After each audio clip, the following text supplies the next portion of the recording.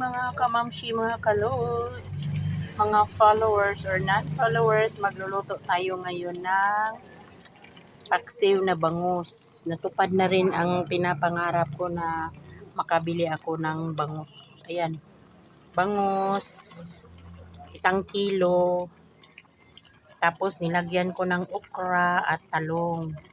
Yummy, no? Tingnan nyo. Oh, lala. Hintayin natin yan na mag-sticky. Mag-sticky yan. Para,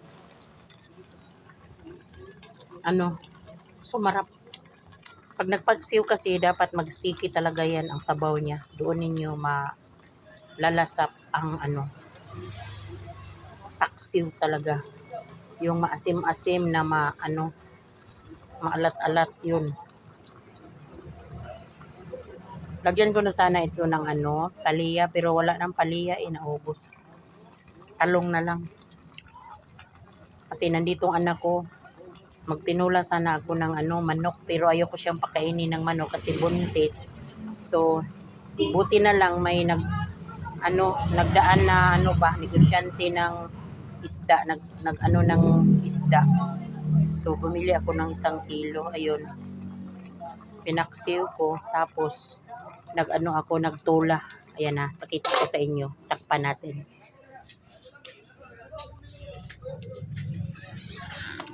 Dito na ang luto ko ito na ang ating tinulang bangus. Ayan. Para yung buntis kong anak siya. Minsan lang niya yan dito, magpunta. Sa sudan lang Kuya Eric no? Tinulang manok. Yan.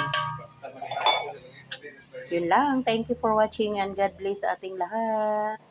Mag-dinner na kayo din.